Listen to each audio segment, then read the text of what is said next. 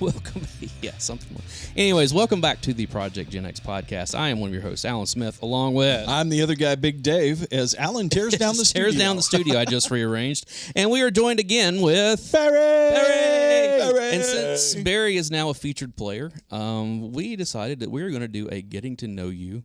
And yes, the name of this is going to be Getting to Know You, getting to know all about you. So it's getting to like you, getting to hope you like there me. you go. There you go. Yeah, I'm a fan of musicals, so what? Yeah, it's funny. Okay, before we get into this, yes, because of that song and because of something that I've been watching here lately, are Lord. either of you watching Pam and Tommy? Not yet. No. That song actually does play like into one episode. I'm afraid to ask. I know. Dude. Okay. Here's all I'm going to say about it at this point. All right, I'm going to say two things about it. Mm-hmm. First off, I do love it. Actually, I'll say three things. Here's the second thing. First off, I love it. Secondly, as much as I know Dave and I have gone on about how much we loved Machine Gun Kelly playing Tommy Lee, Sebastian Stan goes above and beyond. He is Tommy Lee. Really? Wow. I mean, he is Tommy. Like, and even Lily James, except for a few, there's a few like facial features that she has that kind of she had to wear like a prosthetic forehead. I know that much. But her nose is a little too long for Pamela Anderson, but that's like, you know what? That's the only reason that sometimes I'm not like, no, seriously, that's Pamela Anderson. Like that's, you know. And here's the other thing, and this is my one gripe that I have with it. Okay. It has the same problem that Dave and I complained about Fear Street in 1994. Okay. The very first musical drop in this thing, which it's set in 1995. Is Praise You by Fatboy Slim, which came out in 1998. No, absolutely no. That is the very first musical drop. I'm like, guys, can you not understand that not everything that came out in the 90s takes place at the exact same time? The music for Fear Street was great, but they pulled so much from outside of the timeline. This one's even no. It's ridiculous. There is into like the third episode of this series. Mm-hmm. They're on the set of Baywatch, like she's in the makeup and everything, and Love Fool comes on the radio, which the Cardigans, which is not supposed to, which is like 2 years later, right? And they're all like they're doing the sing along with all the makeup artists, and I'm like, no, this song was not out in 1995. No, this is strangely enough, that's the one song by the Cardigans that the Cardigans actually hate. I know it's one of those things where it's like, wait. God, do it right. If you're gonna do, I have no problem with setting stuff in the 90s, you know, right, or the 80s or whatever it is, but get your musical cues right. That's the simplest. At least the dates, you know, especially if you're going to be making it for the group of people that grew up. I will say this. Right. I will say this. This is most definitely a fictionalized version of this story. Oh well, yeah, you almost had to be, because there are certain things that I know about that time period, that we would know about that time period that this takes place, dealing with Tommy Lee and the state of Motley Crue and his side projects, and was it Methods of Mayhem? Methods of Mayhem, yeah, and several other things like that, where it's like, okay, this isn't right. Like this is so they kind of Bohemian Rhapsody it. I guess I've never seen Bohemian Rhapsody all the way through because it's same thing. Yeah, where it's a great story. It takes place in the early 70s, it's but not then the right timeline. But then there's the songs that they're doing are from like later in their career and stuff. And honestly, I've never had a problem if a movie or show wants to use a song that was prior. Yes. Absolutely. And they do the same thing here. Where there's a couple of songs that were from earlier in the 90s. Right. I'm like, I'm fine with that because that would have already been established. Right. But don't set it at a very specific time and place and not take music from years forward. So other than that,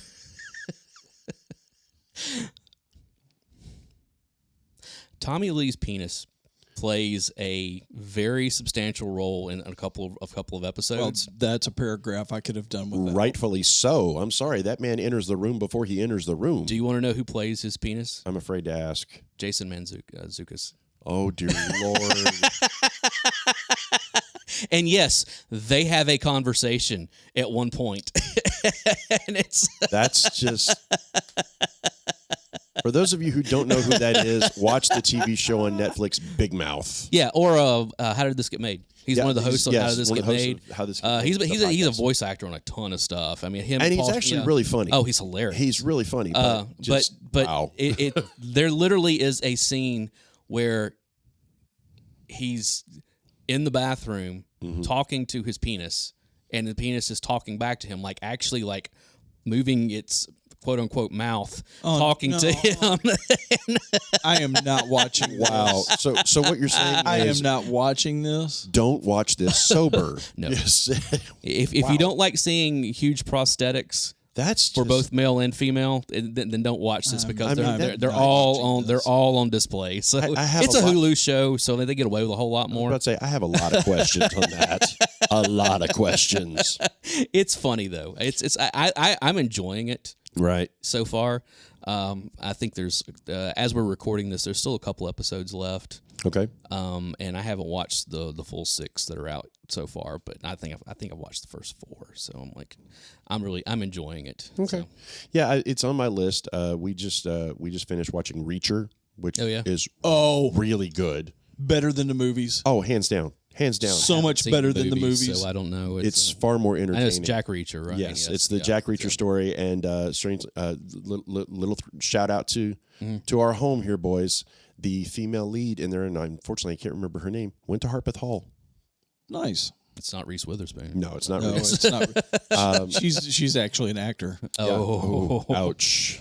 2, 3, 4. Wow. But you're talking about an Academy Award winner there, you know. Yeah, and we just finished Inventing Anna, which I was surprised. I really enjoyed that. Is it Willa Fitzgerald plays Roscoe? Yes, I always thought it was kind of ironic, a woman named Roscoe playing a sheriff. Yeah. Hey, why not Roscoe P. Coltrane? Exactly. Inventing Anna is one of those that, like, I have heard that story from a couple of different, like, HBO that had this docuseries called Generation Hustle. Yeah, and one of the episodes is about Anna. What was her last name? She called herself. It wasn't her real name. Yeah, she had her real name. Then she had the one she created. Anna DuVernay. That was Anna DuVernay. And then I also heard a podcast a few years ago that was after all this had just broken, like just happened, where they were talking to the people involved with it, like the one girl that worked for Vanity Fair that got the reporter. And so it was one of those things where I'm like, okay, this is really interesting. The only thing that's kept me from going and watching it now is the fact that I have heard the story so many times. It's still worth a watch, and I'll probably tell you, there's one thing that really hooked us into it is I can never pronounce her last name. Anna Klumsky. Oh yeah, from My Girl, right? Plays the lead reporter who's tracking everything down. Oh, cool! And it's so surreal to see her now, knowing her as a child actress and seeing her now where she's going through, and her character's pregnant and she's going through all these things, and there are times that you look at her and you're like, oh my God, it's the same person, Well, did you watch *Halt and Catch Fire*? I did not. Okay, she shows up like in the last season of it. Yeah, and it was Killian was one of the things. She comes on screen. I was like, wait, I know her. I know her. Or do I know her? Oh, that's who that is. Yeah. Okay, yeah. Keep her away from the bees. Yeah, no. Well, it wasn't her. It was Macaulay. No, you can't let Macaulay go near the bees. Yeah, all right, fair. All right, Barry. Yes. Now that we have, I don't think there's anything else that Dave. You got anything to recommend? Good. I'm out. Okay. I did go see Reacher. I did go see Studio 666. Oh, is that the new one? That's the Dave Foo Grohl one. That one looks just too silly for words. Foo Fighters need to stick to music. But I give them. It's a passion project. It's going to be a passion project. It looks. I want to go see it. It looks. I know so I'm going to goofy. regret it, but I want to. It looks just goofy, and I love it. It has its moments, but it's really slow and like they could have easily cut half an hour, 45 minutes out of it. Rumor has it that Dave Grohl and the boys recorded an entire album of thrash music under an assumed band name for this movie.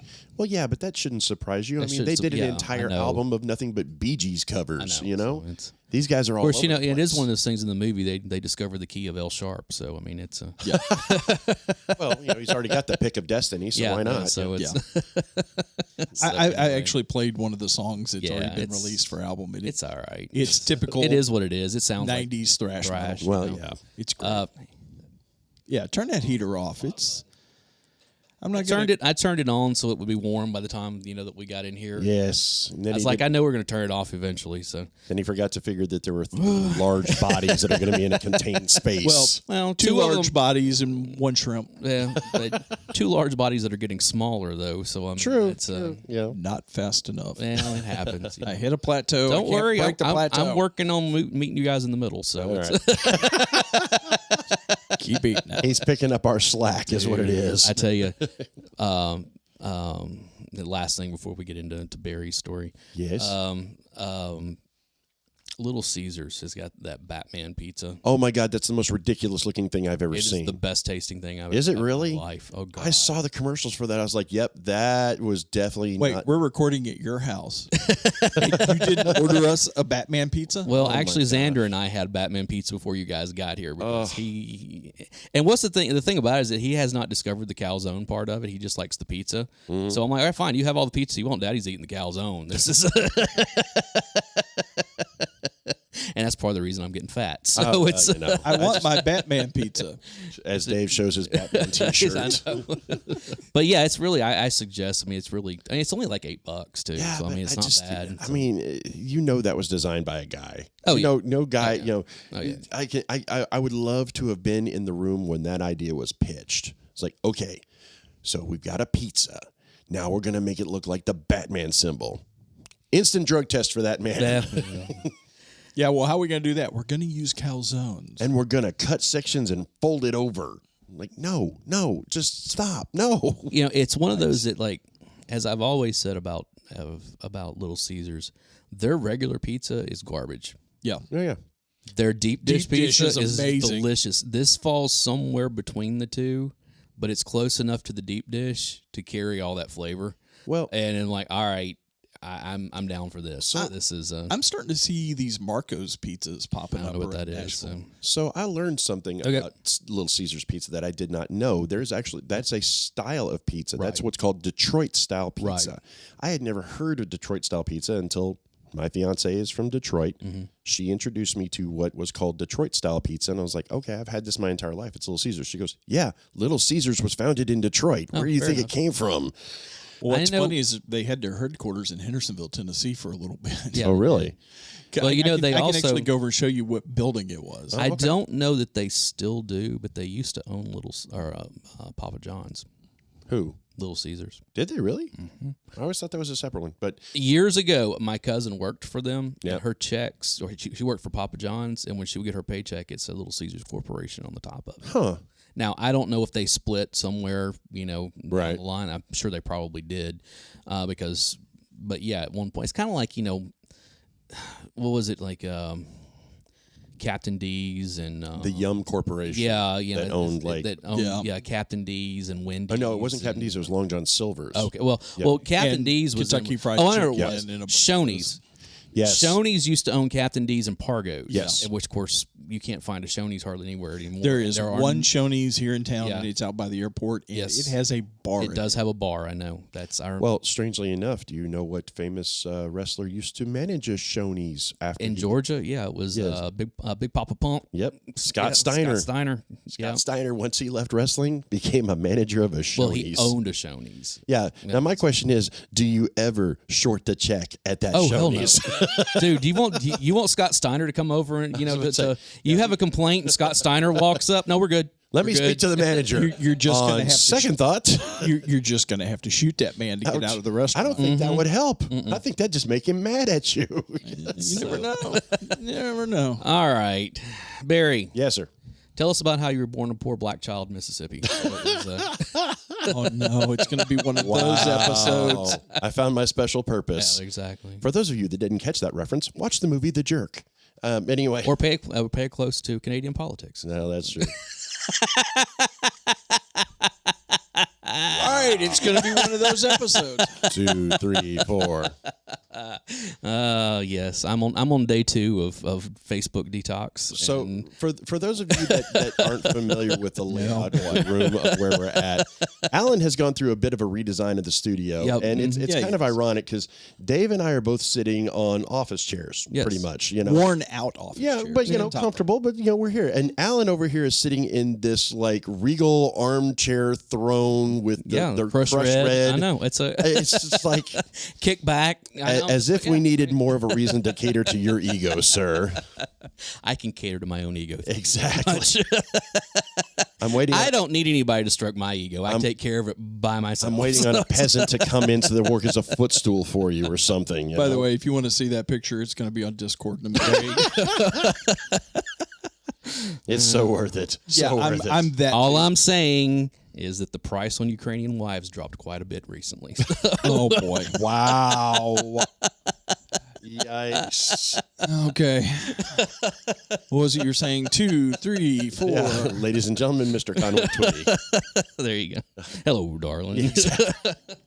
Oh, years ago, once that bit came out on Family Guy, for years afterwards, my friends and I, if somebody would tell a joke that just fell flat, someone would look at another one and go, "Ladies and gentlemen, Mr. Conway Twitty." Yeah. We used to the aardvarks. One of the rules was if you told a story that didn't go anywhere and got no reaction, you had to finish it with, "And then I stabbed him." I ended up stabbing a lot of people. Yeah, that was conversations. Nice. Now, the funny thing about that, here's a little addendum on this that I learned 2 years ago, and I absolutely lost my mind laughing whenever I was told this. Brody's daughter, who is a teenager now, he was telling, because his wife was telling me that one night they were doing something, and Brody was telling some story, and Audrey just kind of looked at him completely blank. And she goes, "And then you stabbed him." And he goes, "What? No, the story's not over." Oh, but he goes, "What do you mean?" She goes, "Whenever you tell a story that's not any good, you're supposed to say, and then I stabbed him." She knew. And he goes, "She knew." He goes, "What are you talking about?" He's like, "All my stories are good." She goes, "All your stories should end," and then I stabbed him. Wow. That is awesome. Oh, I am so using that against you. That is so awesome. I love it. I was like, I knew I loved Audrey. That was as if we needed another reason. Oh, man. She's like, man, she is so his kid. Oh, my gosh. All right. Yes. Circling back around. Anyway, are we? Are we going to circle back? We're going to circle back. Where's your home? How many political puns are we going to get in this thing before we get before we get thrown off the air? You notice I'm doing. There's no throwing us off the air. I know. We're podcast 2.0, brother. Hey, man, I'm trying to keep him in line over here. Go with me on this, all right? All right, so tell us, where are you from? Believe it or not, something you and I share in common, sir, is we are both native Middle Tennesseans. There you go. You're number 13 on our list. So it's the few, the proud, the native. I was born in Donaldson Hospital, if it tells you anything. Yep. Hospital's not there. Hey, you and I were both born in hospitals that no longer exist. Exactly. I was at Nashville Memorial, and it's not there any longer. I was about to say, unfortunately, that's not an uncommon thing anymore. I know. So, but I've been here 30 years, and I married a unicorn. So does that count? So you're in by proxy. Yeah. Okay. You're in by proxy. I'll take it. I've kind of gotten to the point around Nashville. If you've been here longer than, say, a dozen years, you're kind of native now. I mean, that's. I think that it's the 12 to 15. 12 to 15. If Yeah, you made it that long, it's like, yeah, we just kind of grandfather you in. And you're still willing to claim, as long as you're not willing to claim somewhere else. Right. That's the big thing. Yeah, and that's one of the things you do see with people who move here. Like, well, I'm originally from no, you're not from. Yeah, done. So, yeah, Done. so you will never be one of us. Nope. Because you keep saying I'm originally from. Forget it. But yes, originally from Middle Tennessee. Okay. Grew up, went through a little town just outside of Nashville called Laverne. Okay. Went to school in Memphis, Tennessee, in a school called Christian Brothers University. Okay. Oh, in college. Okay. Yes. Where'd you go to high school? Laverne High School. You went to Laverne High School. Okay. But Christian Brothers University, you have to love any university that's named after alcohol. Yes. I was a big fan of it. So, and I always call Memphis my second home just because of that. Is that in Memphis proper? Or it is. It is in Memphis It proper. is literally right. If you're familiar with the city of Memphis, it is right off of the parkways. In the middle of Memphis, there is Overton Park, and on all four corners of it, you have North, South, East, and West Parkway. Well, Christian Brothers is on East Parkway. Okay. So I could literally walk from the college to Overton Park. In fact, a couple of times in a drunken stupor. I was going to say, but is that smart? Not always the best decisions, but, hey. Well, my question is, should you really be walking in Memphis? Oh, really? No, yeah. You're going to go Mark Cohn on me? Man, walking with your feet 10 feet off the beam. I was there. Okay, so quick. 30 years ago. Quick story. That song was 30 years old now. I actually was, this would have been, I don't want to date myself, but around 94, 95 time. So that song had been out, and for some strange reason, that song got played on every single radio station in Memphis. Whether it was imagine pop, why, rock, country. I think even rap stations played it. I mean, it was just all over the place. And you just couldn't get away from it. And, of course, whenever you would tell someone that you either live in Memphis or went to school there, they always throw that either that or Elvis. And I'm like, you do realize there were a lot of other people that came out of there, right? Elvis is not actually from Memphis. No, he's from Tupelo. It's You generally, when I think of Memphis, I'm thinking more Beale Street, Sun Studios. Sun Studios is still one of my favorite places to take people when I go back. That and you have to go see the Ducks at the Peabody. Oh yeah, it's absolutely. a must. Absolutely. I saw them when I was real little, real little. But, that was B.B. King and all those blues greats that came out of there. Like I say, Tina Turner. Well, I mean, technically she's from Nutbush, but yeah. I mean that's. If you believe the stories at Sun Studio, Ike and his band invented distorted guitar. Yep. Because they blew their speaker amp on the way there to record, and they just stuffed it full of newspaper. Yep, and it had this weird distortionary effect to it, and they decided to keep it. The song was called Rocket 88. Yep. So, well, it's kind of like with some people have looked at the Kinks, with You Really Got Me, and that was the whole thing that. Which one was the guitar player? Is it Dave Davies? Yes, Ray was the lead singer. Ray was the lead singer. So Dave basically took his amp and sliced the cones. To get the buzz effect. To get that buzz effect. That's how he got that buzz effect for You Really Got Me. It works. Yeah, and so it's that's Rock 88's a great song. Oh yeah. That's a great song. Oh gosh. I mean, if every say what you will about Ike Turner. The dude was a phenomenal musician. And if you ever do get the chance, if you're in Memphis, if you have the choice between spending $150 to go to Graceland going to Sun Studios, go to Sun Studios. Go to Sun Studios, go to Stax Records, go to any of those other, because there's so much other music that came out of Memphis. I haven't had a chance to go to Stax yet. Oh, really so want good. to. Man, you should recognize this. Oh, Dave just showed me a picture of him in Sun Studios sitting behind a drum set. Yep. Yeah, I've got a picture of me. With Elvis looking down on me approvingly. And if you ever go... Are you sure it's approvingly? Look at this picture and tell me that Elvis isn't happy that I'm sitting there behind the drum kit. He's just happy he's not doing exactly. it. Exactly. Well, and the cool thing is... I'm a junkie for tourist traps. Right. I absolutely adore bad tourist traps. I'm the same way. And Sun Studios has so many little nuances to it that are just so unique to it. And the thing that I absolutely love is if you go and take the tour and you go into the actual studio, which, by the way, is about the size of most people's living room. Yes. Yep. It's very tiny.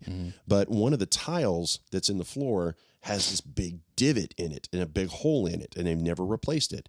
And the reason being, that's where the upright bass player would stand, and that's where the peg would go into. And they would sit there for so long playing it that it actually broke the tile and pushed it in. So they were just like, you know what? At least we know where the best resonance is to get it. So we're just going to keep the bass player over there. Awesome. So, all right. So you went to college in Memphis. Yes. How'd you wind up back in Middle Tennessee? Well, so as most of us do, college was. An interesting experience. Is that all we're going to say? Translation, I ran out of money. Yes. Oh, yeah. You're talking to a kid who clearly had no concept of money. I actually put an entire semester on a credit card. Oh. Yeah. Oh, no. Yeah. 18% interest. I'm not proud of this fact, but it happened. Only 18. I would be happy for 18 on a credit card. So moved back to Middle Tennessee, went to Middle Tennessee State University for a few years there. And honestly, home of the Blue Raiders. Yes, sir. I know Dave went to. I went to Western Kentucky. He's a hilltopper. And part of that is because of MTSU. Oh, really? I actually put my request for information in the mailbox, both envelopes, Western Kentucky and MTSU, mailbox at the same time. I had already finished a semester of college at Western Kentucky before MTSU called me and said, "Hey, we got your application. We'd like to talk to you." Yeah. And I went, you know what? I've already finished a semester of school at Western Kentucky, and I was born in the state of Kentucky originally, so I think I'm just going to stay. Well, hey, it works. But then he came back to Tennessee again. That's kind of the reason why. And then I married a Nashville native. So. Well, there you go. And that's kind of what happened. I mean, my parents were both Middle Tennessee natives. Both of them still lived in Middle Tennessee. So I just kind of, this was home. So it always just it was always home. It always will be home. Right. And no matter where I go, it's always, the joke is that anytime that I go on a trip anywhere, I'm always bringing a little piece of Tennessee with me, whether it's a bottle of Jack Daniels or a Tennessee Tipsy Cake or something along those lines that I'm actually, sharing with whomever I'm visiting with. As has been brought up on the podcast before, I curl. Yes. And in curling, there's competitions that are called bonspiels, and they're all over the United States, Canada, pretty much everywhere. And the joke is that whenever we go into any of these more established places that have been around for a long time, and they find out that there are curlers from Middle Tennessee, we get asked some of the strangest questions. I will never forget the first one that I went to was in Cleveland, Ohio. In Shaker Heights. Okay. So we go into this place, and I think the youngest person that I met that day was in his 40s, if that tells you anything. Oh, yeah. And, we're introducing ourselves and walking around, and it's maybe about 150 people there. This elderly gentleman, probably, I'd say late 70s, comes up to me, shakes my hand, and said, "So you're the boys from Tennessee?" I was like, "Yes, sir." And he leans in so only I can hear him. And he actually asked me, "Do you curl barefoot?" Mm-hmm. Yeah. And he gave me this honest look like I couldn't tell if he was messing with me or if he was being legit. Right. So the only thing I could think of was, if you're going to ask me a stupid question, I'm going to give you an even dumber answer back. So I looked at him and said, "No, sir, we wear cowboy boots." He thought that was the funniest thing he had ever heard in his entire life. It was awesome. That kills me. Mm-hmm. That in 2022, and I know this because of, my former job, working in ride shared and stuff. Right. How many people believe that they're going to come here and we're going to be still stuck in like the 1960s? Oh yeah. Cowboy boots and hats and the nudie suits and they're literally expecting something like that. And they get outside the city and people are going to have, pieces of hay in their mouth and no shoes and overalls. So it's funny you bring and I'm up. like, you use it to your advantage. Seriously. Is what you do. Yeah, right. it's a you lean into the stereotype and absolutely, you and mess then with them. Yeah. Well, it's funny that you say that because actually we're recording this the day after the Stadium Series happened in downtown Nashville, which is a big outdoor hockey game between the Nashville Predators and the Tampa Bay Lightning. Which let's just take that end. Yes. The Nashville Predators and the Tampa Bay Lightning played an outdoor in Nashville. In Nashville. And it was cold. It was real cold. Well, for us, it was cold. Well, for the Tampa people, it was too. Oh, well, yeah, I'm sure. But I'm sitting there next to this very nice couple, younger couple that we're chatting with them. They were from Tampa. And I said, "So how long are you guys in town for?" And they said, "A couple of days." It's like, "Oh, what do you have plans?" She goes, "Well, I'm going to go down and buy, some cowboy boots and a cowboy hat." And I'm like, "Why? Why? You want us to know you're a tourist?" I was like, "You don't understand. We put that stuff down there so that we can indicate who's the tourist immediately." Exactly. Yep. Exactly. And that's what I especially if always you get the glittery cowboy hat. I would always tell people that. Mm-hmm. Like, you want to know how you can tell who's a tourist and who's actually from the town? Yep. How? If they're wearing a cowboy hat and cowboy boots and a big buckle. Or the big giveaway is if they're wearing cowboy boots and shorts. And short, yeah. So I was like, That's those the are all giveaway. tourists. Now, those are all tourists. Yep. I will have to say, as somebody who used to sell actual Western wear, I didn't sell it downtown. I sold it on the outskirts to actual people who use this stuff. Right. You can tell by as much as a upper middle class town, a suburb of Nashville can use that No, stuff. I'm talking about farmers and that type of thing. I know. But you can tell who the real deal folks are from the tourists by what they buy, right? How they're wearing it, right? What they're wearing, and what type of belt buckle they're wearing. Absolutely. Yes. Absolutely. And it's just always, it cracks me up when, and this is not to shit on anybody as far as what they're doing or what they want to wear. Hey, more power to you. But just know that if you're going to come into a town like Nashville, and this is the highlight of your trip is to buy cowboy boots and a cowboy hat. Right. And I was telling them, I was like, it's kind of like me coming down to Tampa Bay and buying a surfboard. Yeah. Even though I don't surf. Exactly. And walking around with it. And walking around with a surfboard. I'm like, do you really expect exactly. that? Exactly. If that doesn't scream tourist at you, I don't know what does, Right. Yeah, exactly. So now, we buying a big kilo of cocaine and doing it right out in the open. No, that's Miami. That's Miami. Oh, my bad. I apologize. The other coast. Other the other coast of Florida. So. Okay, so where were we? You were back in Nashville, or you were? Yes. So MTSU. Went to MTSU. Kind of established myself in Middle Tennessee, and quite honestly, it's home, and it's been home ever since. So you graduate from MTSU? Not exactly. All right, here's my next question. Do you have a bachelor's degree? No. Okay. No. So Dave's the only one here with a bachelor's degree. So I have my college education. Okay. No, hey, look, I've got an associate's. Dave is giving me the stink eye right now. No, so. I'm not. That bachelor's degree has done me any good in the last. I have 1 7/8 associate's degrees.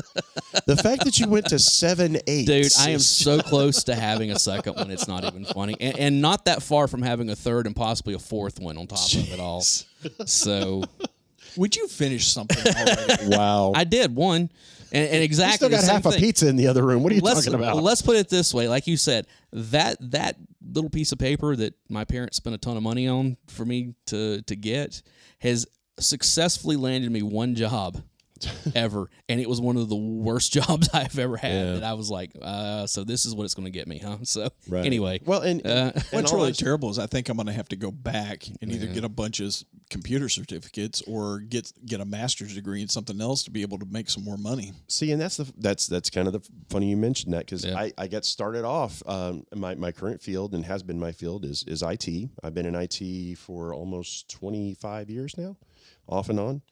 And what got me into that, honestly, was selling computers. You worked for Dell. That's right. Well, prior to that, I worked for a company that I don't know if it's still in existence. I know it's not in existence in Middle Tennessee anymore. It was a company called H.H. Gregg. Oh, yeah. It was appliances and I think they're fully electronics. online now. Yeah.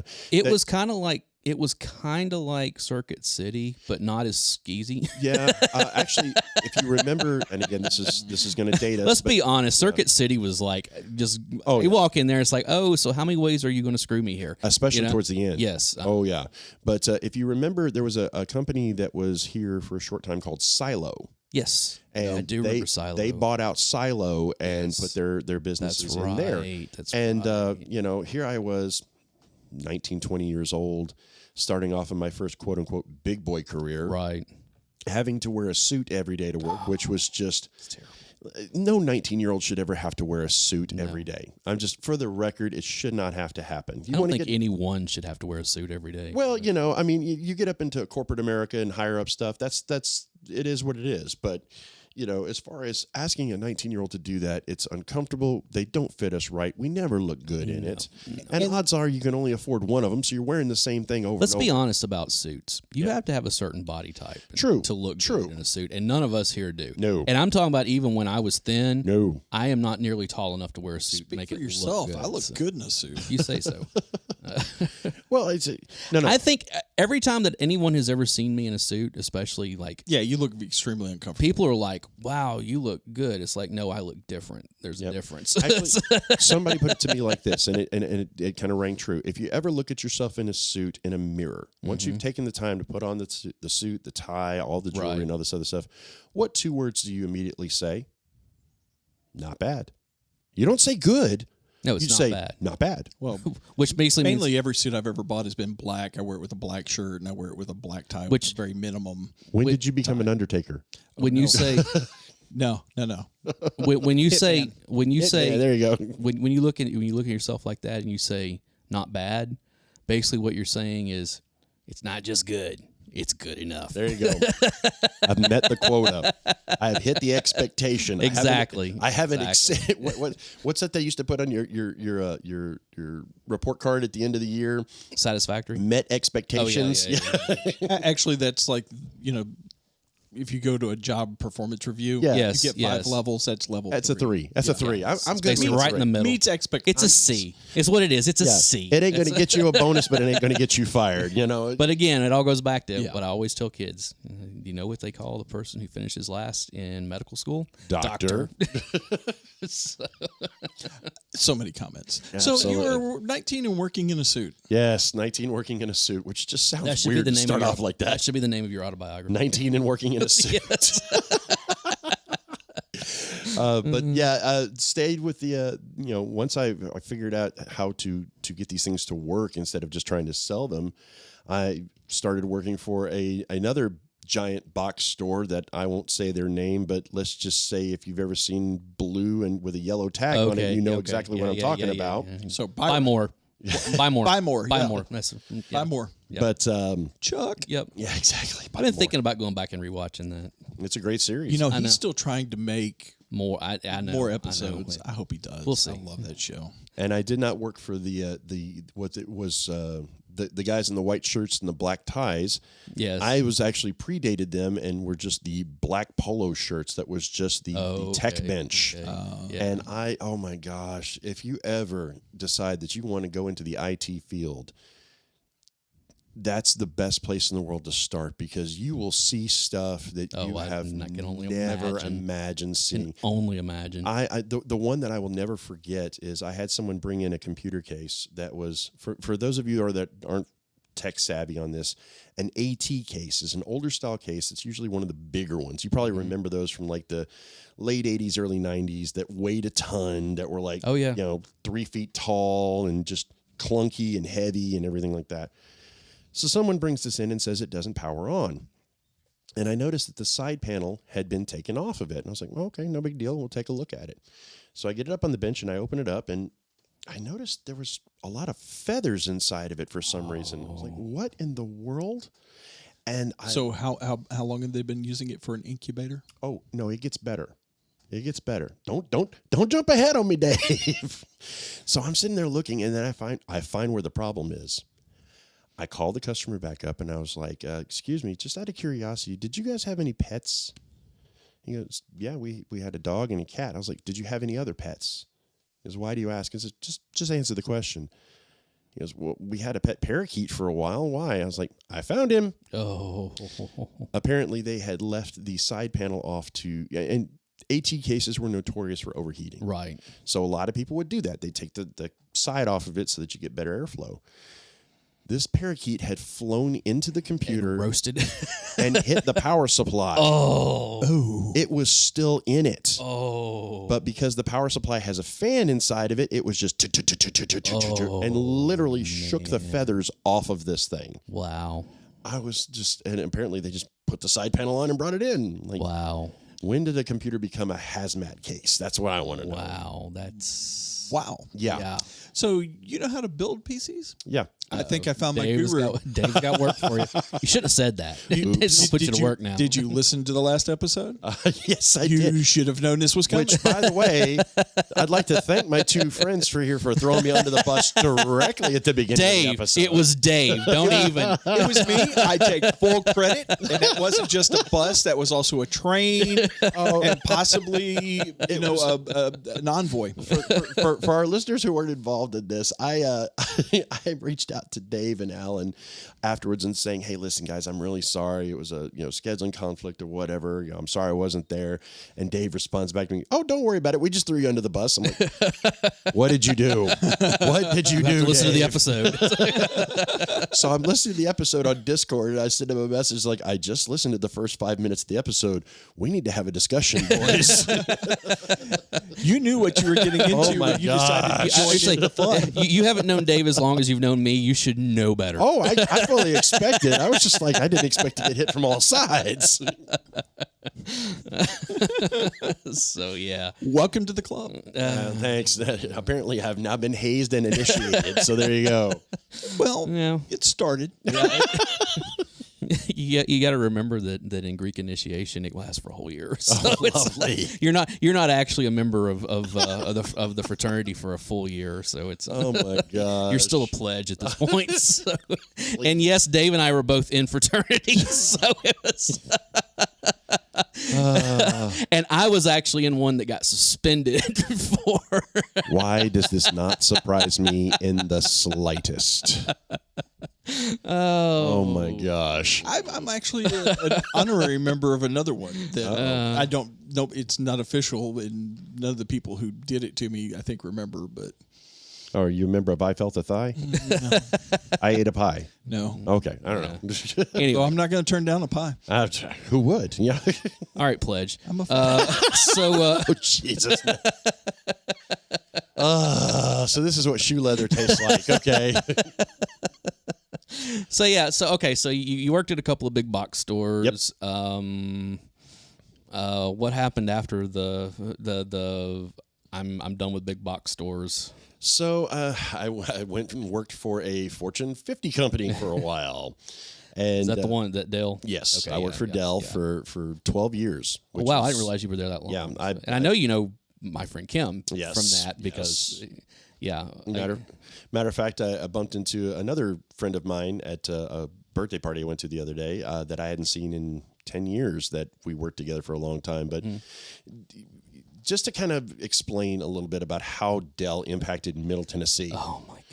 The joke is that if you're in the IT field and you work in Middle Tennessee... You know Corey worked there, right? Yes. Okay, I didn't know if you knew that story or Yes. not. He worked for, I won't say their names, he worked for the security company. Yeah. So. But the joke is that there's like two or three companies that everyone in Middle Tennessee in the IT field has worked for at some point in time. One is Dell, and the other one's called Deloitte & Touche. Okay. Don't forget about HCA. And HCA. HCA was the third, but it just recently started to build back up. But I was there for 12 years. I've done everything from IT to computer sales to customer service. The only thing I didn't do was janitorial. Yeah. So I've done that. You got to set your goals, you know. I've done that. You got to pay the bills sometimes. Hey, I ain't mad at you. Having interviewed there one time. Yep. Before they shut down that facility and tore it down. Okay. You're talking about the one out on Murfreesboro Road. No, it's still there. Is it still there? I thought they tore it down. No, so they've sublet it. Okay, is that what happened? Yeah, because that's where the old Tennessee, the sanitarium. Is it the sanitarium? Yeah, it was the old insane asylum. Yeah, the sanitarium and that's still over on in Donaldson. No. You're thinking of a different one. Okay. I know it was like for the criminally insane. Yes, because the prison is actually still, the building is still there. Funny story about that. For years, for years, I had a phone booth that was used inside that you could only collect calls off of. You know. Okay. Because. It's been long enough. I can tell this now. When Corey worked out there, like he came home from where that's when he was living with me. Mm-hmm. He came home from work one day. He's like, "Hey, I got something for the house." And I'm like, "Okay," and he goes and opens up his truck, and it's sitting there. It's like, a phone booth, full phone booth, like tall, like it was like 4.5, 5 foot tall or whatever. Still had the phone and everything, like all the electronics were in it. Now you can only make. Collect calls supposedly. I was going to try to get it wired up to actually use it as a regular phone in the house, just as a. That would have been cool. But it was one of those things that it was in my house for years and years, next to some other stuff that we acquired. But the thing is that they had torn down that facility, and they had built the Dell facility, and so all of that rubble was still out there before they'd hauled it off. And one night before he's getting ready to leave, he's like, "That would look good in the house." Now, here's the question: while it was sitting in your house, unhooked up to anything, did it ring occasionally? No, just thankfully. checking. It's about the only thing. And that believe me, haunted. Believe me, at that time, with all the parties and crap that was going on here, and all the substances that was coming through this place, I'm surprised it didn't ring a few times.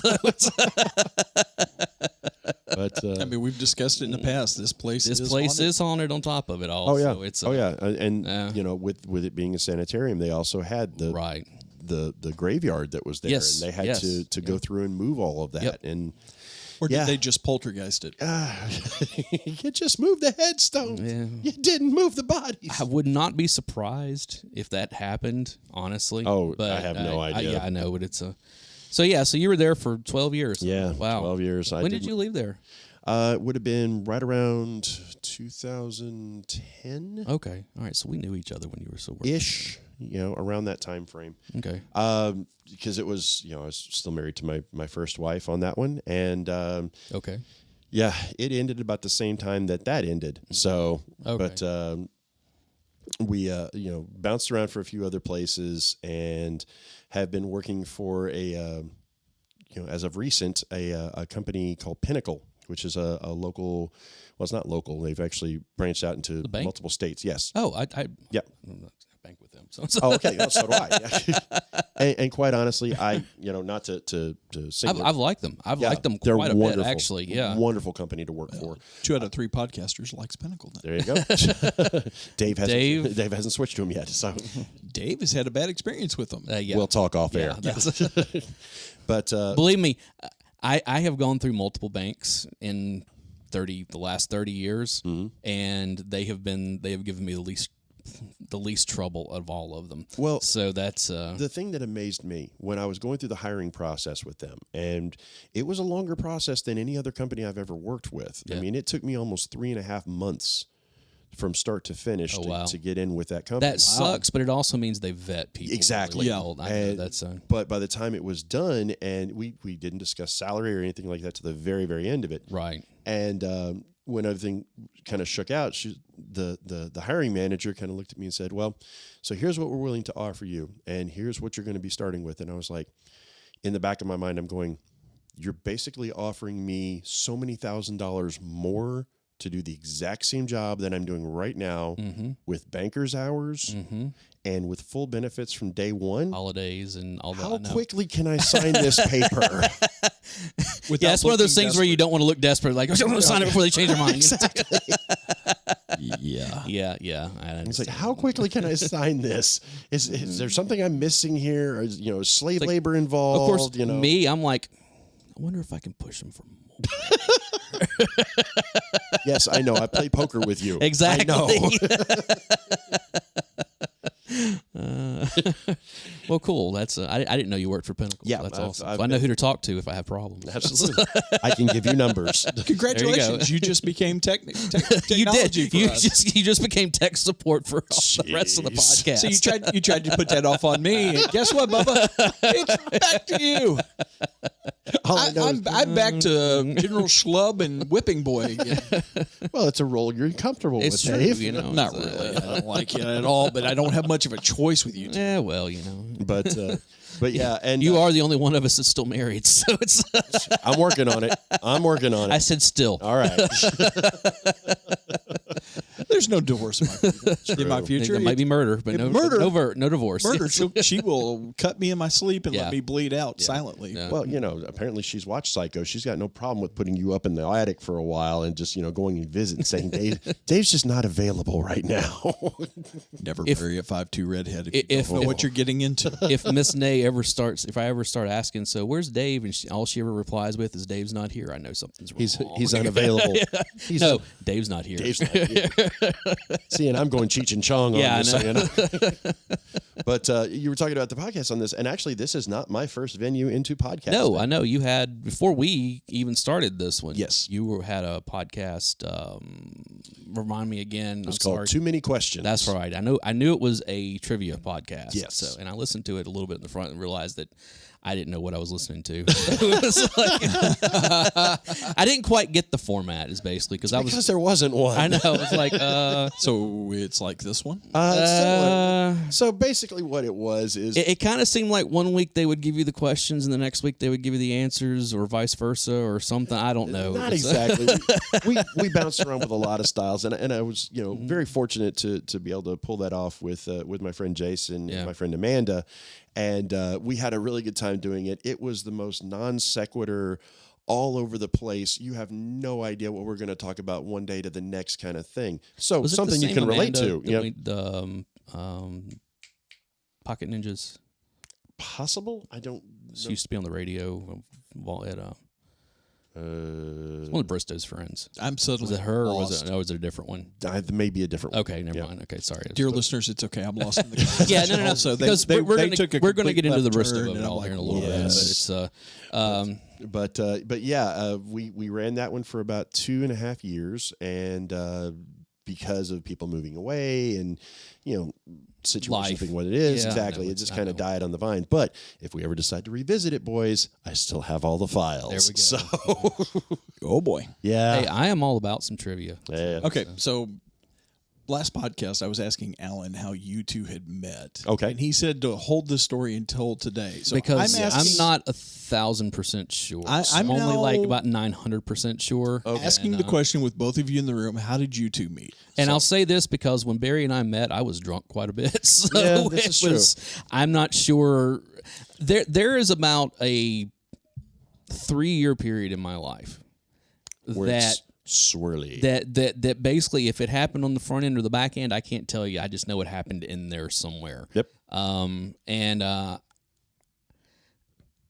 Where did we meet? I can tell you. Exactly. Okay, well, you remember. Okay, so this is why he wanted me to wait for you. Yeah. He had no idea. It wasn't that he didn't want to tell the story; it's that he couldn't remember. I honestly, I don't remember exactly because it was kind of one of those things where, like, I can remember a time before Barry, and of course time after Barry, but it's A-B and Peace B. Yeah, exactly. But it's one of those things where, like, where those two meet, I'm not 100% sure. I can it's tell like you it's like exactly okay. where it All right, go was. ahead. So Alan and I have several mutual friends, Yes. and we did not know that we had mutual friends at the time. Well, we have there's a couple that are very, very wonderful people. Yes. Ward and Sherry. Yep.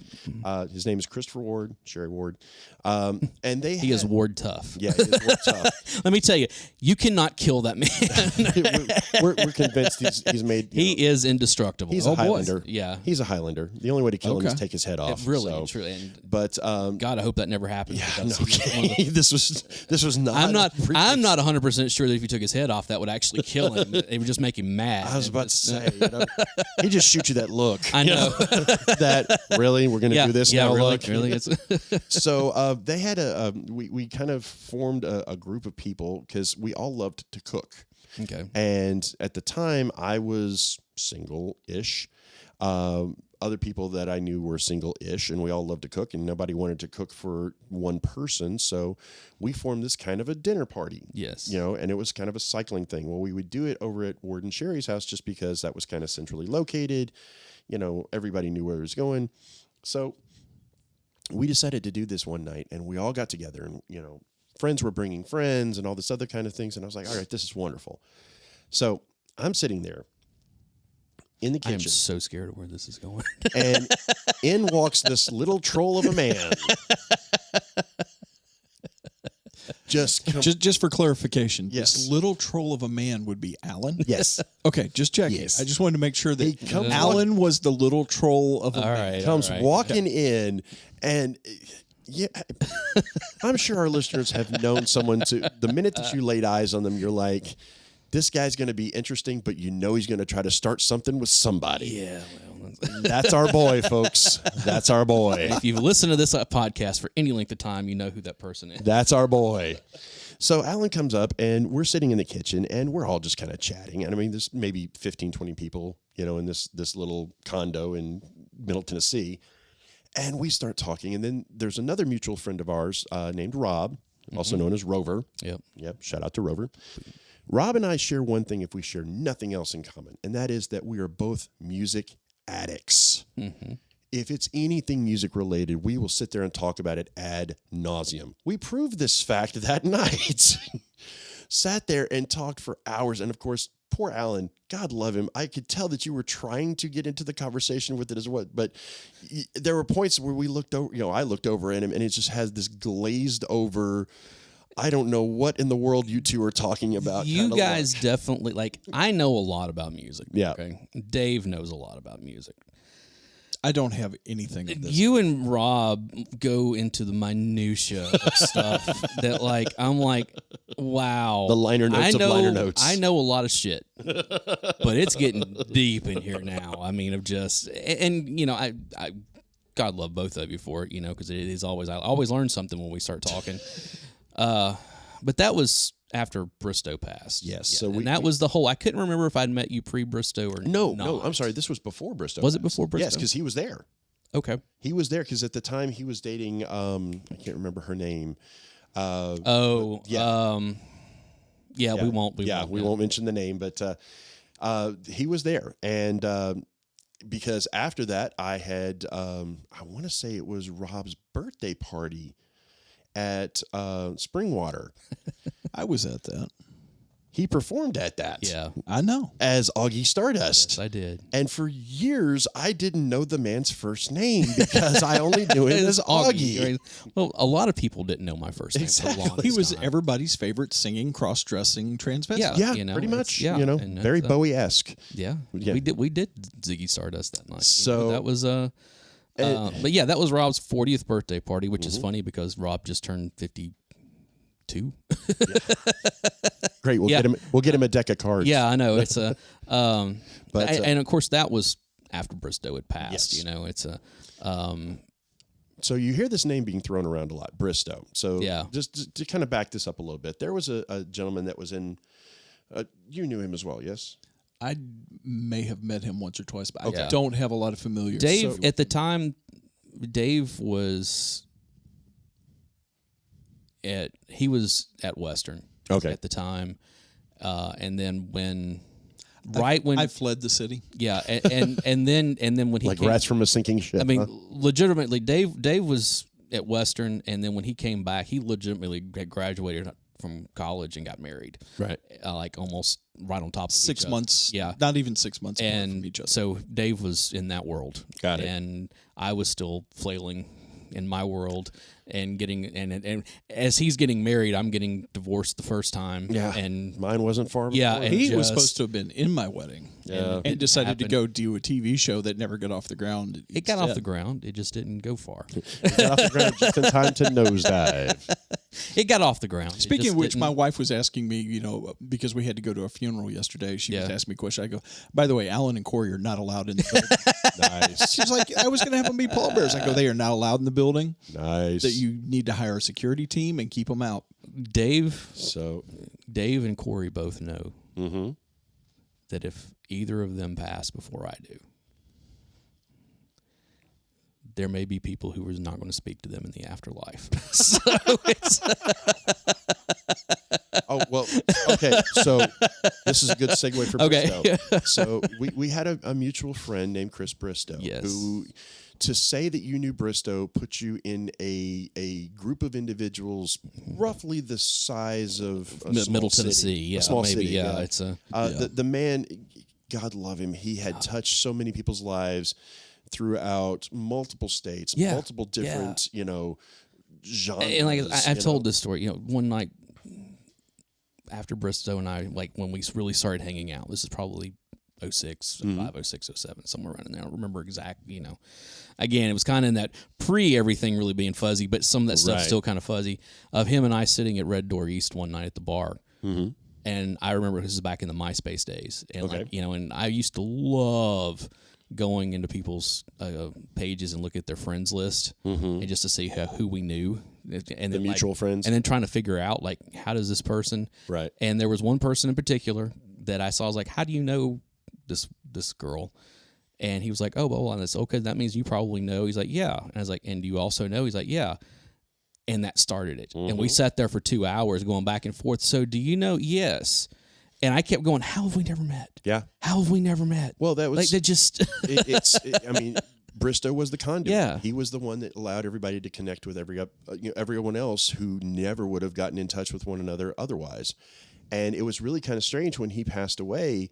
Bristow, just to give you a little bit of background on him, he knew he had health issues. Yes. This was not a He'd been surprise sick to for him. 2 years at that point. Yes, and he knew he had health issues, but instead of reveling in that, he decided to go the other direction. He's like, look, every day that I have is a gift. So I'm going to treat it as a gift.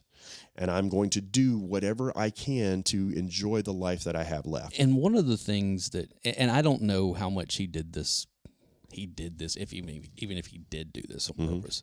You know, when he got his diagnosis in 2007, I remember him saying that the doctor told him he would have a shortened lifespan. Right.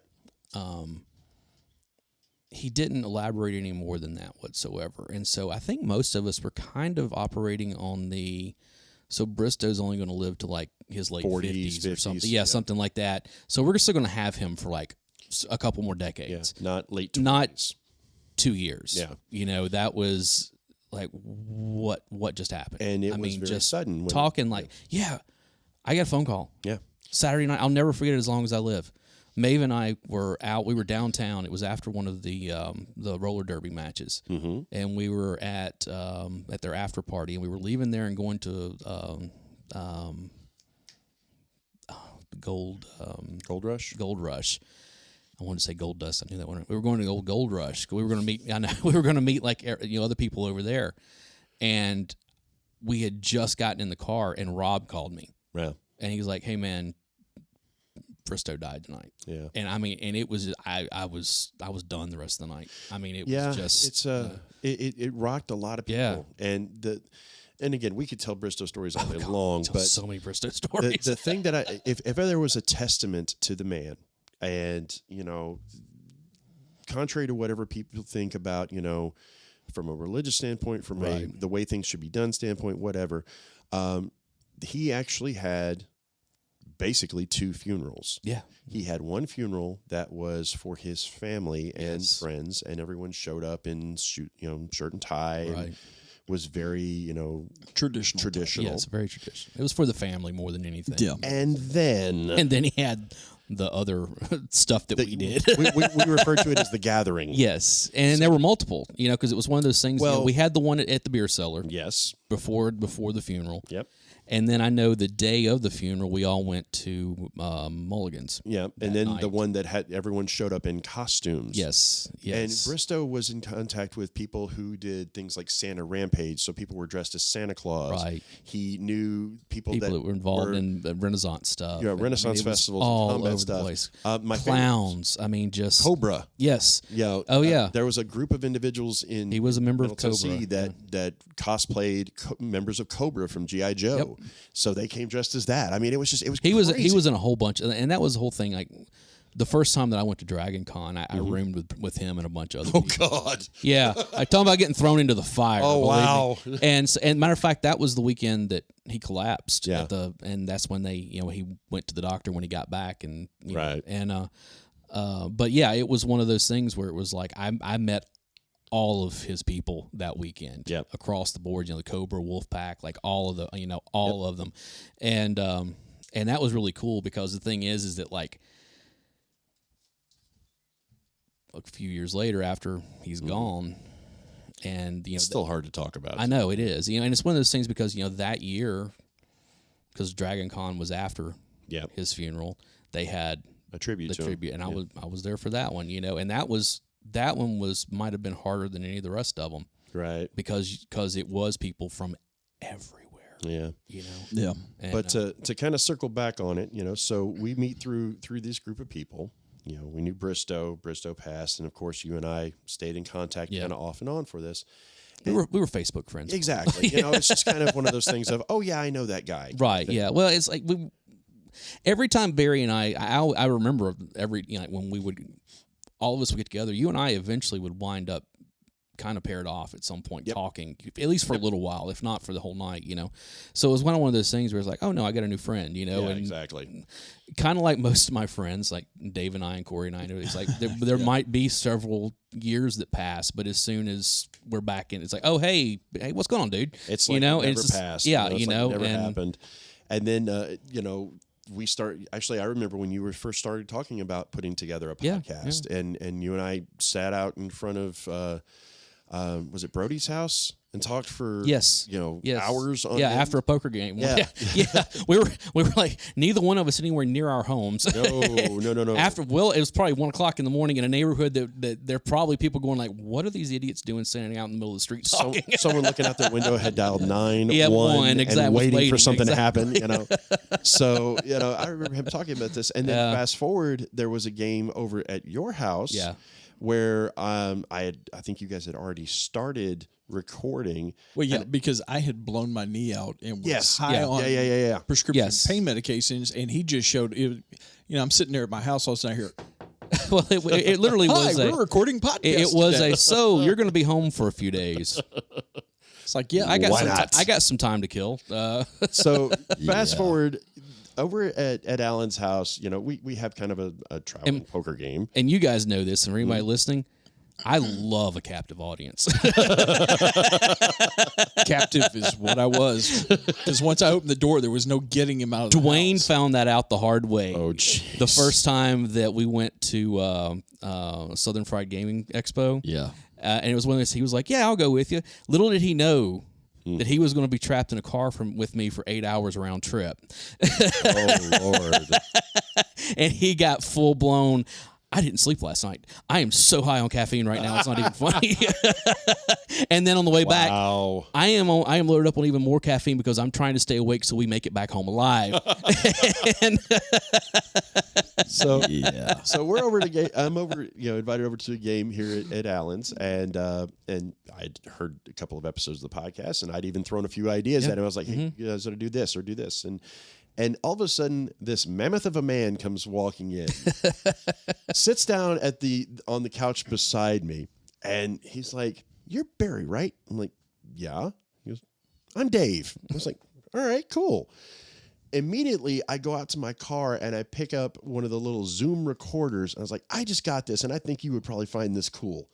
And we sat there and talked about recording equipment for a solid half hour because both of us had busted out of the poker game, so we didn't give nothing about what was going on.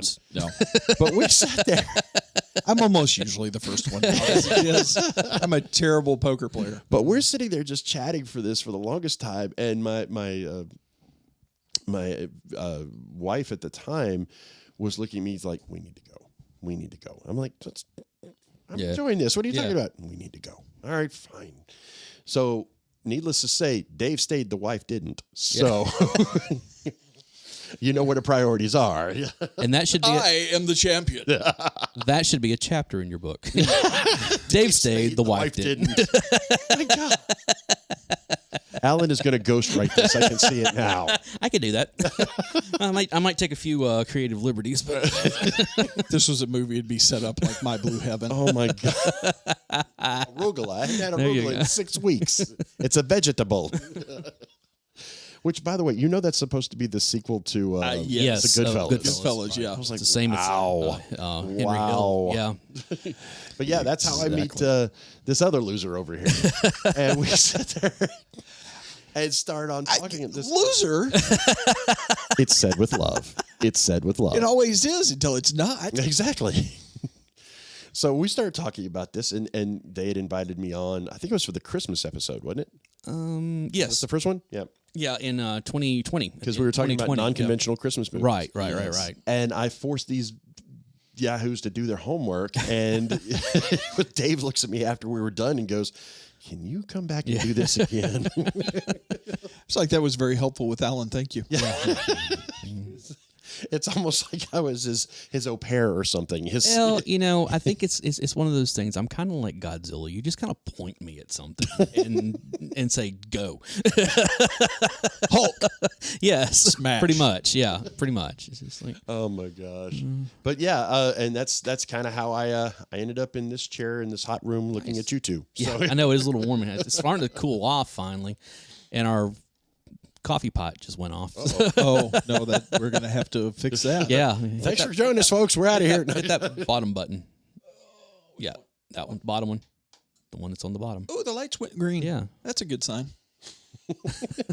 Folks, we don't operate without a coffee pot. No, Absolutely not. There are certain requirements that's in our rider. Yes, if we do ever do anything outside, there has to be a coffee pot in the room. Yeah, and it better be good coffee. Or I think we should since it's our rider, we should say that we each have a coffee pot. Oh Lord, that's no. Yep. Except for Alan, who gets bottled water. I was about to say he gets decaf just to make it even worse. Yeah. Do you want me angry? I mean, that's we won't tell you. You wouldn't like me if I'm angry. We don't like you when you're nice. I can see it now. Alan's over here. I'm a pot and a half in, and I'm still exhausted. Yeah. I don't know why. When I was a kid, because being from the South, you always have tea in the refrigerator, sweet tea in the refrigerator, which is basically just brown sugar water is all it really is. But my mom switched to decaf and didn't tell anybody. Evil. And I started having these horrible headaches. Evil. And then one day, I noticed she was brewing some more tea, and I looked at the box and it said decaf right. I was like, "When did you do this?" Why? I don't know. A couple months ago. I'm like, it explains so much. It's like, this is why my head is killing me. Thank you very much. I want to kill everybody right now. It's had nothing to do with his ADD, folks. No. Had everything to do with the caffeine. Oh man, undiagnosed ADD. It's a wonderful thing. Oh man, but yeah. People say, "Do you suffer from mental illness?" I say, "No, I enjoy it." We don't even hide it. We put it right out on the front porch and have tea with it. Absolutely. That's the Southern way. Set it to wave at the neighbors. Yeah, I remember because again in that middle part where we didn't hang out for a couple of years, I got remarried during that time, and Rob had gone to work for Love, Hope, Strength, and there was that 90s tour that was coming through. It was Sugar Ray and Everclear. It was a Summerland tour. Yes, and Gin Blossoms and Marcy's Playground, and he needed volunteers, and so we wound up working that together. And that I had not seen you in probably a year at that point, somewhere in there. And then that was kind of the whole like, oh yeah, Barry's such a great guy. We should hang out more often. It was just like had him snowed from there, had him completely fooled from there. But I will say, when like I said, I have been blessed in my life. I'm not gonna get mushy tears too much, but I have been blessed in my life to have so many great friends. Especially you and Dave and Corey. But I remember it wasn't right after my ex-wife left, but it was shortly thereafter when I kind of made it public knowledge to people. I remember you calling me one Saturday. It was like the first Saturday that I was like trying to find something to do because there was, my son was with her, and I was just like, And I remember you like, "Hey, I'm going to corner. We're going to corner bar. We're going to blah blah blah." Yeah. And he was like, "But before," and Barry was like, "Before we do anything else, I have one question." I'm like, "What?" He's like, "Are you drinking?" And I'm like, "No, I'm fine." He's like, "I just wanted to make sure, because I had been sober for 6 or 7 years at that point, and it was kind of one of those like, it was like Rob made a special trip into town. Like he was kind of in the area, but he was like, all right, I'm close enough to Nashville, I can come through. That was one of the first questions he asked me. Yep. It was kind of one of those things where people who knew me before were kind of like, all right, this is one of those things that can push somebody over. Yeah, you very well could. And it was kind of one of those, that was kind of my first real big like, oh, you're never cured, but I have obviously put the right fail-safes in place to make sure that this doesn't happen, again, type thing. Because, again, I have people all of a sudden being like, hey, and I've said that from the very beginning, when people are like, well, how are you doing? I'm like, well, let's put it this way. I have enough people that would tackle me if I did pick up a beer or anything at this point. So I know. I will go low. I will take out a knee. I will hit you with the double doozle. I don't mind. I know. And so it was like, and what he really doesn't want if I get a hold of it. Yeah. Oh, jeez. Yeah. But it's just, and so like I said, it's I have been blessed, and that's as far as mushy as I'm going with it. Well, so, I appreciate that. Just it's one of those things that I think anyone that's had any kind of struggles in their life knows and can identify. when someone else is having a struggle, and to let just that phone call or that acknowledgement means to say, the world. Hey, look, I'm checking in with you, making sure you're okay, and just let you know I'm here. Right. And unfortunately, there's a lot of people that don't have that. That's you got to have a support. Thoughts and prayers. Absolutely, yeah. It's I always tell people, and I'm gonna. I understand the absolutely thoughts and prayers things, but a few, and Dave, I'm sure probably doesn't remember this at all, and you might. Mm-hmm. I don't know, probably about a decade ago, there was a huge tornado that went through Oklahoma. Yes. And just destroyed multiple cities and that kind of stuff. And I remember Ricky Gervais getting on, and I have a love-hate with Ricky Gervais. Yeah. Like sometimes he's I'm like, dude, you're right. On other times, I'm like, dude, just shut up. But I remember him getting on Twitter and commenting on the whole thoughts and prayers things. He goes, hey, I got an idea. Why don't you actually do something for Oklahoma? And I was like, he's got a point. He's got a point. It's real easy to say thoughts and prayers. Yeah. And I'm thinking about you. Well, you're not doing anything to help. I've often said I'd rather somebody do the wrong thing for the right reason than to do nothing. Exactly. Because I agree with you. I can't tell you how many times I've had friends or family members or whatever that have been in tough situations. Losses, struggles with addiction. Financial situations. Right. Whatever it is.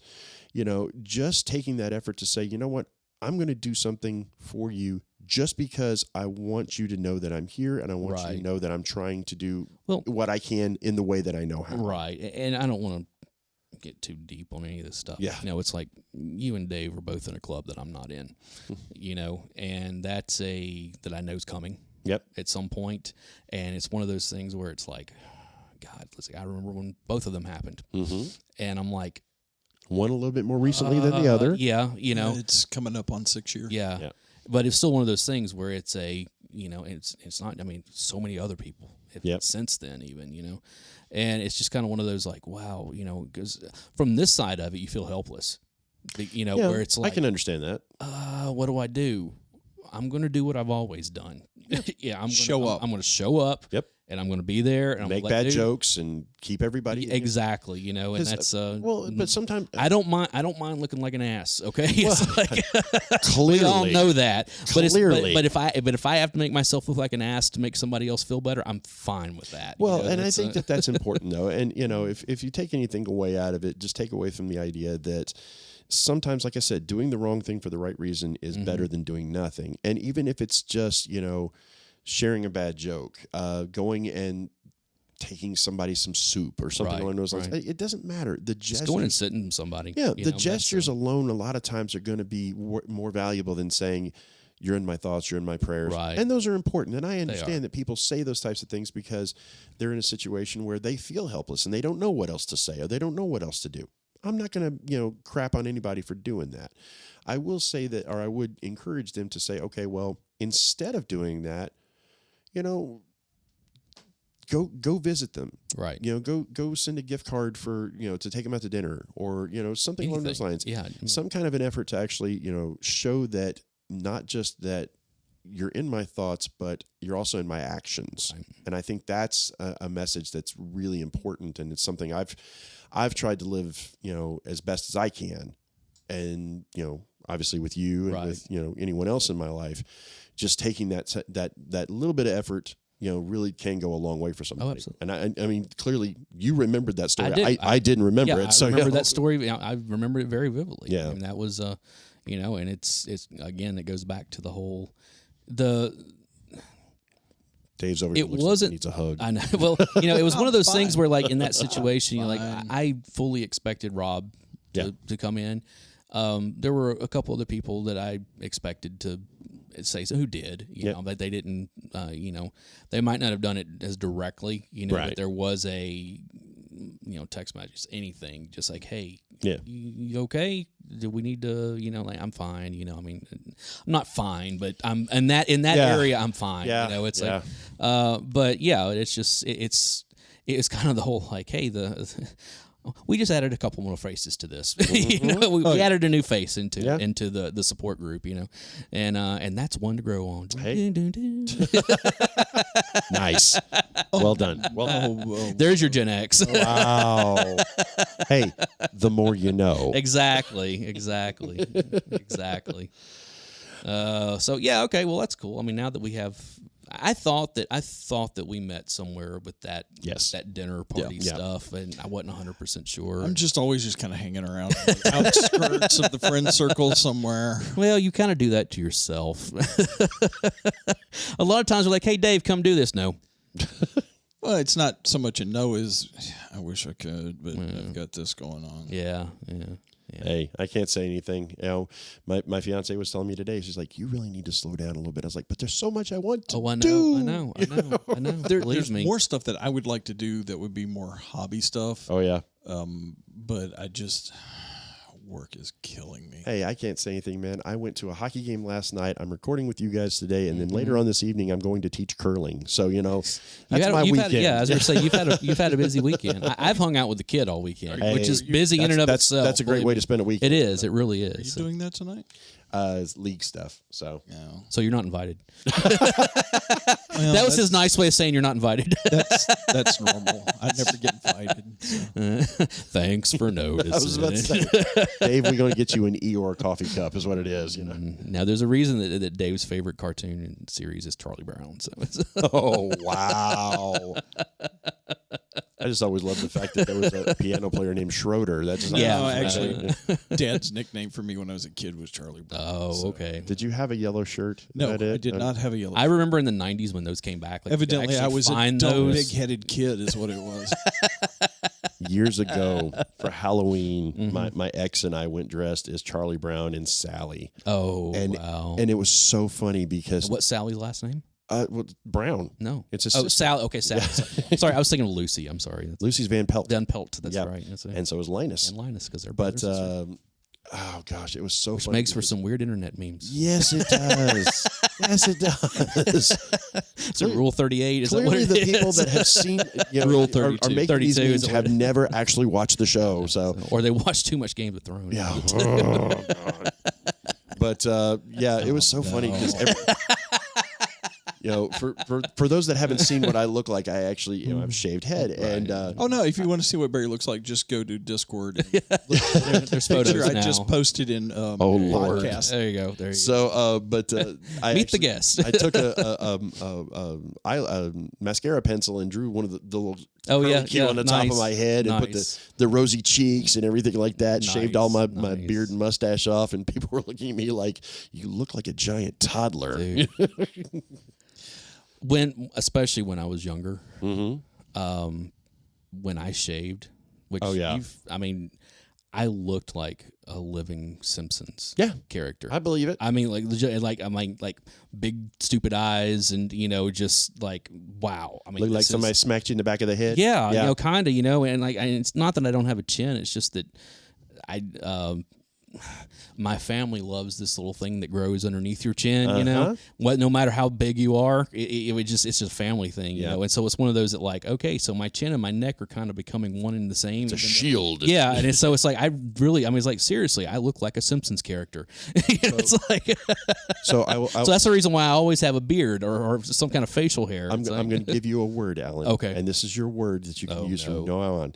I was in SCA for several years when I was in Memphis. For those of you that don't know what that is, that's Society for Creative Anachronism. Yes. Those are the fools that go out in the middle of a field and beat the crap out of each other with sticks while wearing armor. Yes. Well, one of the pieces of armor that goes around your neck is called a gorget. A gorget. Gorget, okay. Yes. Basically, it's like a collar. Right. It's designed to keep it, but it starts right around your ear and goes to your other ear. Right. Which is exactly what your beard does. Pretty much. So you no longer have a beard. You have a facial gorget. I need it to get longer because I'm going to braid it. That's my whole goal. Oh, very my beard. Very Dimebag Daryl of you. It's fine. It's very Vinnie Paul. I'm letting mine grow out because I'm fully expecting to go full Santa at some point. I can see it. I can see it. I have contemplated what kind of weird colors I want to dye my beard at some point. I did that years ago. Yeah. And it didn't last long, but it was kind of funny. See, the reason why I have to keep my head shaved right now is because for a long time I used to have really, really long hair with the beard or the mustache and goatee thing. Right. And the best way I can explain it to you, I kept getting confused for Mankind. I can see that. I can see the Mick Foley. I just cannot tell you how many times people would go, "Hey, it's Mick Foley." Like, yeah, of course. Have a nice day. Of course, you and I both, shave our heads because certain parts of our head and decided to stop creating. Hair years ago. My hair is running the hell away from my face. Exactly. What are you talking about? It's receding. It's receding down my back, is what it's doing. Yeah, unfortunately. Exactly. I don't have that problem. Oh, shut up. It's like you and your Scottish lineage. Yeah. All the hairs on your face, on the rest of your body. Exactly. The bad part of that is if I get out in the moon too long, I get a sunburn. Yeah. You could get a sunburn from a television. I don't want to hear anything from you, man. The CRTs, yes. The LEDs, no. Yes, not the LEDs so much. And I feel you on that one because I'm very, very light skinned. I mean, you're not pale, brother. You're clear. Oh, I know. Believe me. And my son's the same way. I was going to say, if I was any more white, you could see through me. Yeah. Oh my gosh. All right. Well, now that we've rambled for an hour and a half about Barry. I guess that's Barry. That's Barry. That's me, guys. That's the origin story of If you'd like to learn more, check out these books. What book did we say was going to be called? Oh God, what was it? 19 and in a suit or something. 19 in a suit. That's right. 19 and in a suit. That's 19 working in a suit. 19 working in a suit. That's what it was. Featuring the chapters Dave stayed, the wife didn't. Yes.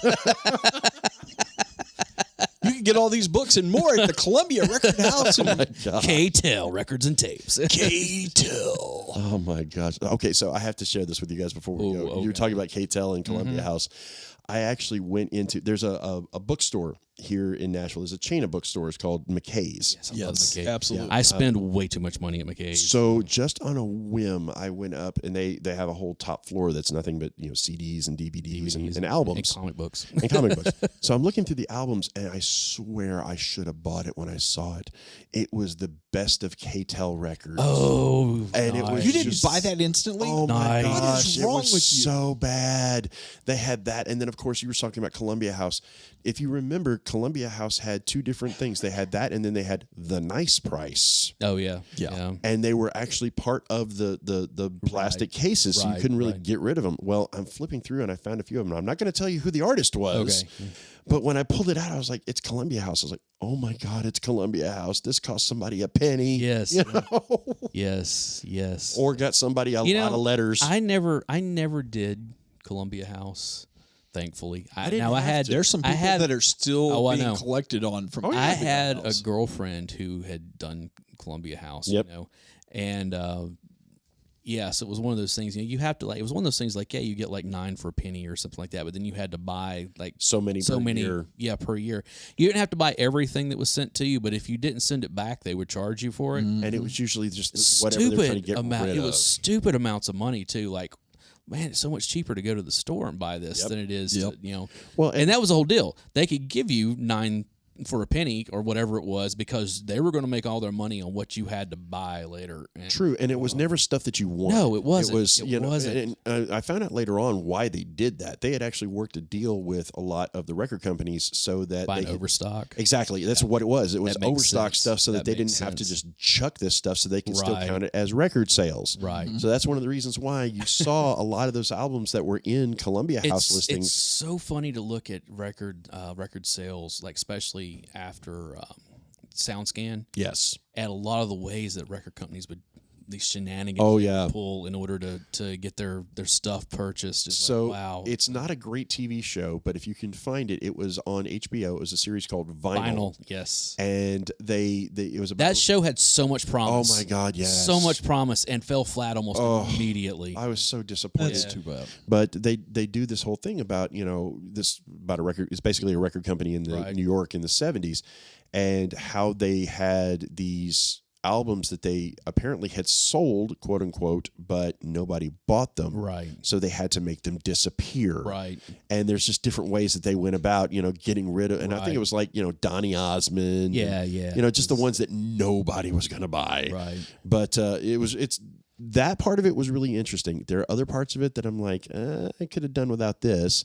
Yeah, but it's definitely it's worth a watch. Yeah, it's only one season. It's one season, but it's worth a watch. Again, one of those, Bobby Cavalli. Well, Bobby Cavalli and Bobby Cavalli what's her name? The woman that played 13 on House. I can't think of her name. Yeah. What was her name? I can't remember. Yeah, but yeah, it was one of those, that they did some excellent casting for Mick Jagger's son. Mick Jagger, but I'm talking about the dude that played Alice Cooper.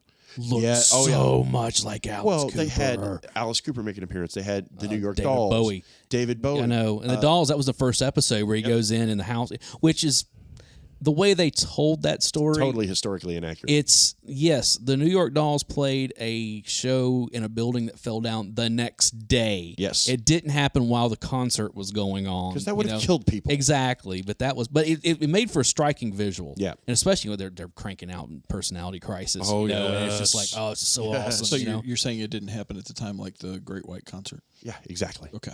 Yeah, pretty much. No, nothing like that. No. But, nothing like the station. No, oh, God, what was was it Seals and Croft? Where the guy was just like, please don't make me have to work this. Yeah, I think was it was. Seals and Croft? I didn't watch all of England Dan and John Ford Coley or something that. I can't remember. It's just it was one of those ones that they look at each other like England. I remember it was England Dan. I do remember that. It was whatever that was because I remember the guy was just like, please don't make me work. Please anything but England Dan and John Ford Coley. Yeah, I know. It was just which I completely understand. Yes. So, guys, thank you so much for tuning in, whatever we're doing here. He's trying to get rid of our listeners already. Apparently. Like that. Thanks for the 5 that are left.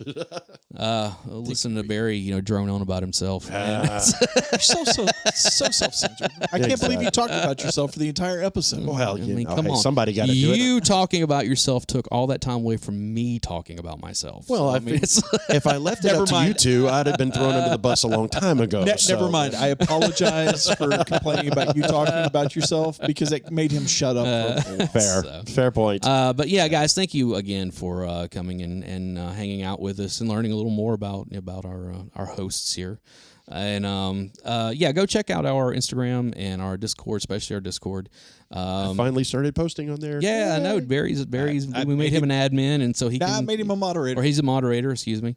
So he can go on there and do fun stuff. And you probably should make him an admin on the Facebook page now that I'm no longer on Facebook. So it's I should probably do that. And look into that right. Yeah, go right ahead. Go ahead and check that out now. And of course we have Discord, Instagram. I predominantly do the Instagram, so we need the snark it. Except for, hey, you know what? Dave actually posted on there the other day. Yeah. Uh-oh. And got a lot of posted something good. Oh.